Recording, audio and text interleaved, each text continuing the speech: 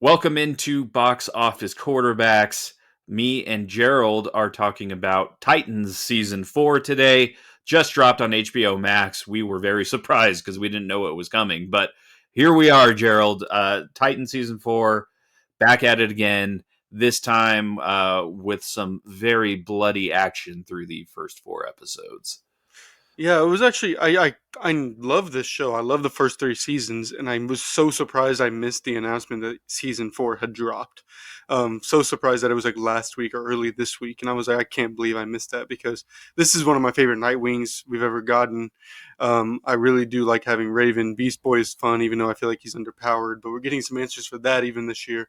And Starfire has been a pretty fun story so far. So I was really shocked to hear that I was basically starting season four when season four, like episode four, was being released, and we only have two episodes until the winter break. Yeah, it feels like HBO is burying this show.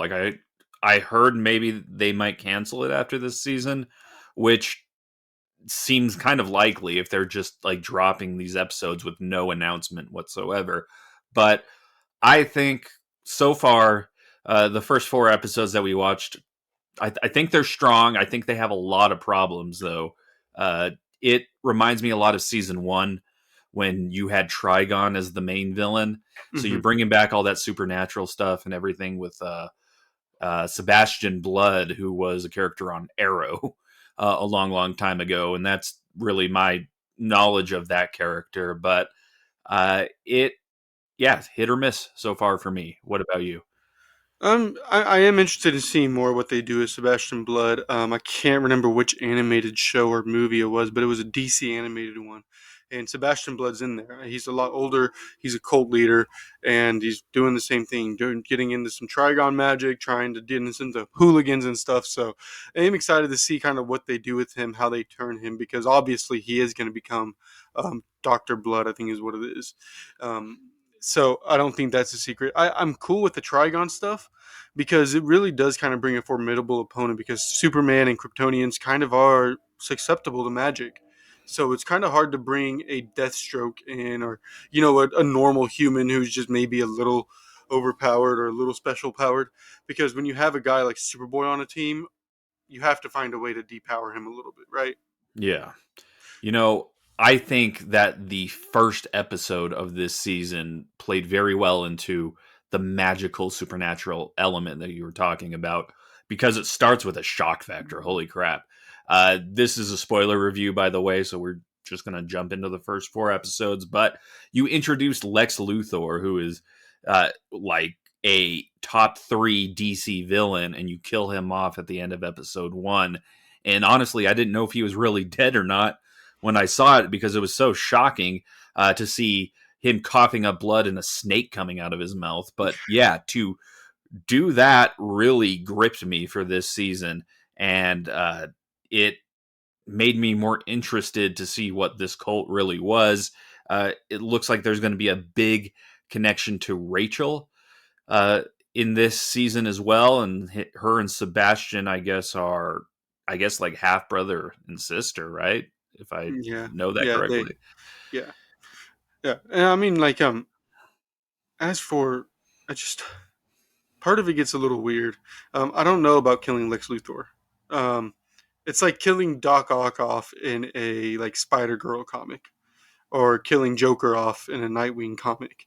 Um, not even Nightwing. Put him in a. Like, it feels a little like, was that necessary? You could have put it. And of course, it's just a TV show, so like, it would have been real cliche to put him in a coma or put him on the edge of death using life support.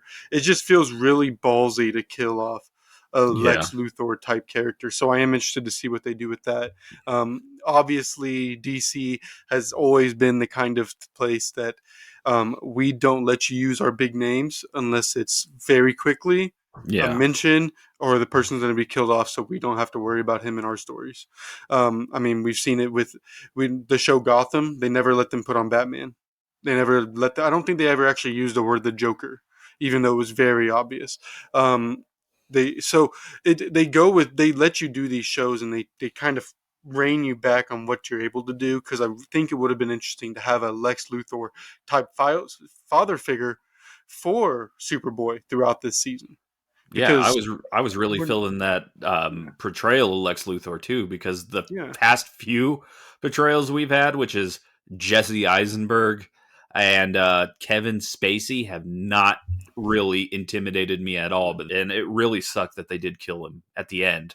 yeah, and I think that's what makes a great Lex. Whenever you have that great threat and everything, but at the same time you kind of question like, is he actually doing this for the right reasons? Because he mentions that like these people have far more insidious goals than I, and all I wanted to do was extend my life, and these guys are trying to end the world. So it's like wow, so like Lex Luthor really is coming over, and like he was giving you that portrayal, the portrayal I never got with the Jesse Eisenberg.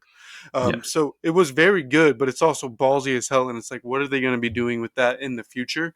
But I really think that first episode was great because it really does give you the blood and gore that you want from these kind. Because yeah, even though Teen Titans at its base for a majority of people our age is that cartoon, you know, and it, it's a silly cartoon, yeah. it's great to see what these heroes are up to and capable of doing, and then also what the villains are capable of doing. That makes them more terrifying, I think. Yeah, it was always crazy that this show was so gory and violent because of the Teen Titans cartoon, like you said, Gerald. It's like almost if they made a live action Animaniacs that was violent as shit. Yeah, the violence is crazy, especially episode 4 when you're really getting into who Sebastian Blood is and the cult of Trigon comes back to into play. And I think if this is the last season, this is a good way to end it because you're tying everything back to Trigon and Rachel, who was completely sidelined last season. So you have that, you bring back Deathstroke, which was crazy to see because I thought Deathstroke really went out like a chump at the end of season 2. He really did. So I like that they brought him back. I didn't like that they brought him back as a zombie. I just want uh, that actor back playing Deathstroke because I really did dig that. But what did you think about bringing back a big character like that in such a weird way? Well, it is a DC slash Mark, like it's a comic book production, right? Superheroes. So bringing back villains is not a surprise.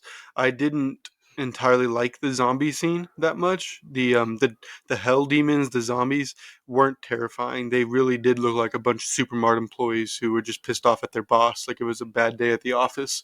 So they wanted to just all of them gang up and beat the hell out of them. They really weren't a threat. That would have been one of the few times I think Titans fans would have been like, yeah, it's okay to use Superboy's OP powers here.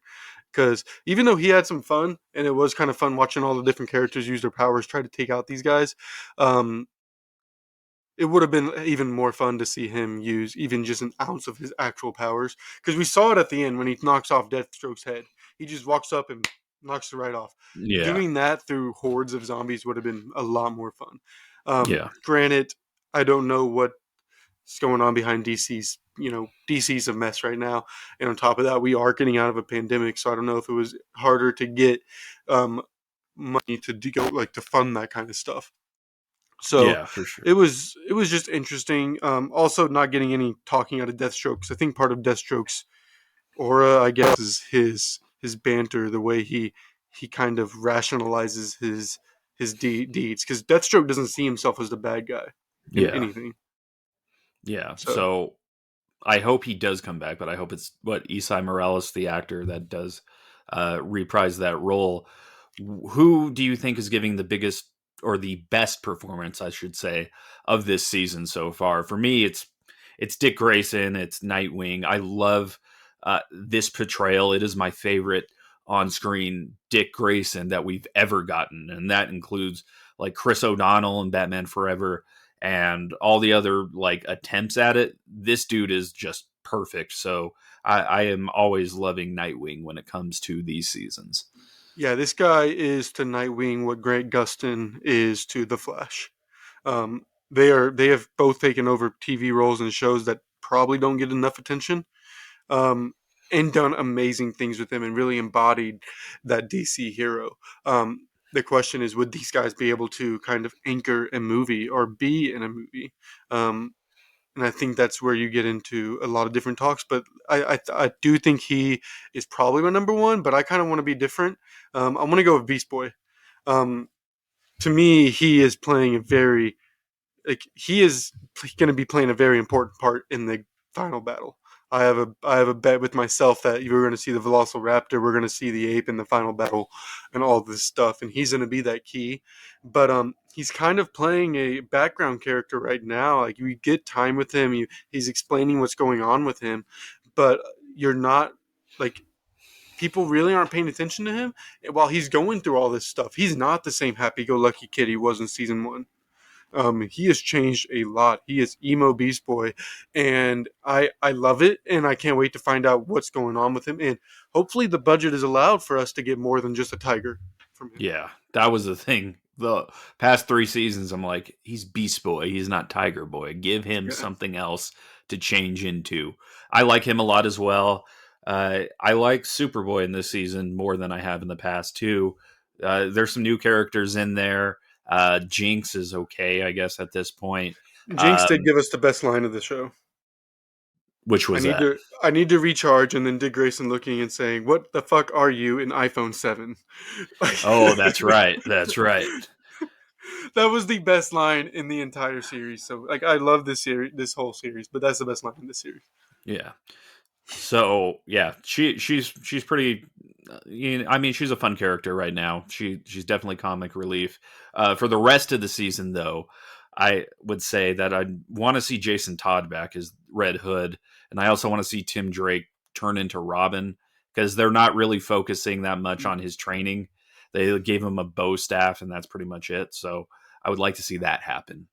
Yeah, I would too, because I kind of felt like at the end there, at the end of season three, to me, it felt like Tim Drake was going to be Robin like the next day. Like they had Yeah, accepted him, he had helped, and I just feel like they restarted his character. Like it's new game plus for him for all the gamers watching. If you understand that, like the guy's already finished the game, he's already been accepted, but now he's got to restart and just start from scratch, and it doesn't make a lot of sense. And at the same time, he's kind of being that exposition dump for all the fans who may have not rewatched the first 3 seasons or have just not seen him in general, because he's the one they're answering questions for, other than Sebastian Blood, and let's see in episode 4 where they kind of delve deeper into some of the other stuff. Um, but I do want to see what like, he's going to become Red Robin, I believe. I don't think they're going to give him Robin. It was yeah, very symbolic of Nightwing to literally burn the Robin suit, and that was after there was no more Robins. So I think having him become Red Robin, which is what Tim Drake is anyway, is the next step. So we'll see. I'm just afraid that we're not going to get that to one of the last episodes of the season either. yeah. Having him kind of I, whimper behind everybody is a little annoying. yeah. Sorry, the So I'd sun like is them to. going right. Yeah, I'd like them to speed that along. We don't normally film these in the morning, but here we are. So, Here we are in the morning, and you're getting that Seattle sunshine right through my yeah, freaking blinds. yeah, we're the opposite of the Bat family right now. But Yeah. anything else you want to add, Gerald, before we get out of here? Um, I don't think so. I think it's interesting. It's an interesting way they're telling the story, with Mother Death, I believe, and Sebastian Blood and everything. They completely depowered Raven, which I hate because Raven's one of my favorites. I can't wait to get her back to her black hair, red forehead, like the little ruby style Yeah, thing, because it's not there anymore. So does that mean Trigon is now free? it feels Um, like this is a Mystique situation in X Men: The First Class trilogy where uh, Jennifer Lawrence didn't want to dress up in the makeup anymore, so they just made her Jennifer Lawrence the entire time. It feels like they're doing that with Raven, where she's like, you know uh, what, I don't want to put the ruby on my forehead, and I don't want to have black hair, so this is me. That's what it no. feels like to me right now. I think it'll be okay. I think she'll be back. I'm excited to see what happens. It does. I am one per like I do love these shows, and I obviously watch a lot of superhero shows. I'm rewatching Arrow for like the fifth time right now. Um, but I hate the cliches they do to depower characters. Um, because it does feel forced and way too coincidental. Depowering Raven in the first episode, depowering Superboy by continuously mentioning that Kryptonites can't do it, depowering Red Robin by making him restart from scratch, and in the essence, depowering Beast Boy by giving him this self doubt that he can even control his transformations. and then depowering Starfire, because Starfire also doesn't have her same powers. That's right. Everybody's depowered right now. I think the next 2 to 3 episodes are going to be about grabbing all their powers and getting them back up to full power so they can fight Trigon. Because, and I say next few episodes, actually, I have a feeling that the mid-season finale, they're going to get their asses so terribly beat that one of them's so near death. Yeah. And then the next few episodes after the mid-season finale will be them getting their powers back. And if I'm right with that cliche, great. I just hope they do it well. I hope they Yeah. continue to do it well. And then also, I still have a huge question that I texted you, actually, because I completely forgot they did this in season 3 where they made it rain the Lazarus pit.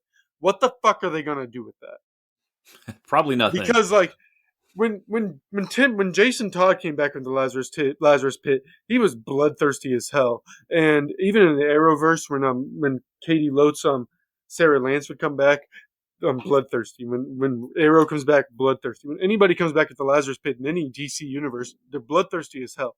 So you got a whole ass city drenched in this shit. What's going on? And I don't know if we'll get that answer this season, but if they were to get a season 5, I would very much appreciate. And I think it'd be an interesting dive into like how Gotham is turning on itself. Yeah. Because even though they were saved with what is essentially, evil juice. Yes. So hopefully we go back to Gotham.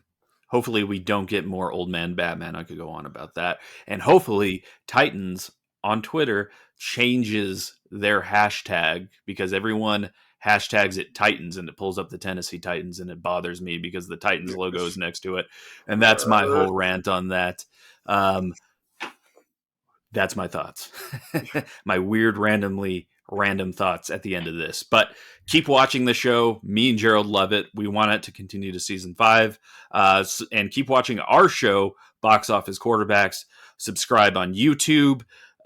Follow us on Twitter while it's still alive. And follow us on TikTok now at Box Office QBs. I finally created one. We're going to start posting some content on there as well. I am Jeffrey Gordon. He's Gerald Tracy. This has been another edition of Box Office Quarterbacks. We will see you guys very, very soon.